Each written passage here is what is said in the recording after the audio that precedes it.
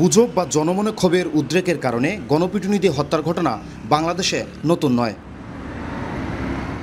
ছবিতে যে ব্যক্তিকে পেটানো হচ্ছে তার নাম শিপন শেখ, পেশায় একজন সিএনজি চালক। এলাকার মানুষের কাছে সুপরিচিত শিপন গত 14 সেপ্টেম্বর চোর সন্দেহে নগরকান্দার তালমা এলাকায় গণপিটুনি শিকার হন, অথচ তার বিরুদ্ধে সুনির্দিষ্ট কোনো অভিযোগের প্রমাণ মেলেনি। মারধর করছে, অনেক মানুষ ছিল রাত্রে বলে, আমি তো রাত্রে আর পুরোপুরি ছিলাম না। সকালে আর কি অনেক মানুষ এসেছিল, মারার জন্য চিন্তা ভাবনা করছে, কিন্তু মারি নাই, মারবে আমরা দেইনি।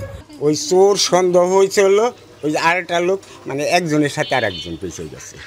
ও যেভাবে কথাবার্তা কইছে, ওই যে ওর সাথে যে আরেকটা লোক ছিল প্রকৃতি, ও যেভাবে কইছে তাতে ও চোর।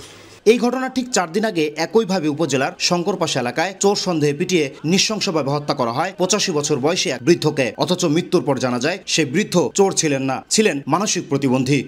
লোকটা আপনার মানসিক প্রতিবন্ধী ছিল, এটা মারার পরে জানলাম। সে যথেষ্ট বৃদ্ধ, তার হাঁটার মতো সক্ষমতাও নাই, কিন্তু তারপরেও তাকে চোর সাব্যস্ত করে গণপিটুনি দেওয়া হয়েছে, মেরে ফেলানো হয়েছে। মামলা বা বিচারের দেখা যাচ্ছে না, তো এখন কি অবস্থায় আছে আমরা এটা বুঝতে পারছি না। যদি এভাবে চলতে থাকে তাহলে আমি তো নিরাপত্তায় আমি মনে করি আমি নাই।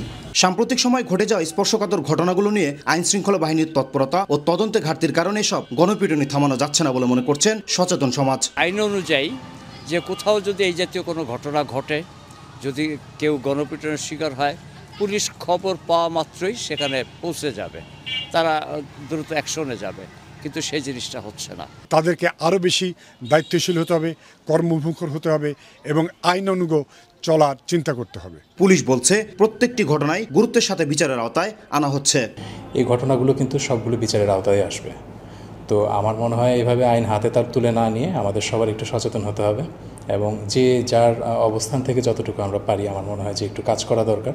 সরকার পতনের পর সমাজে উদ্বেগজনকভাবে বৃদ্ধি পাওয়া গণপিটুনির ঘটনা বেড়ে যাওয়ায় আতঙ্ক বাড়ছে জনসাধারণের মাঝে, যার লাগাম টানা না গেলে এই ধরনের সামাজিক অপরাধগুলো রূপ নেবে ভয়াবহতায়।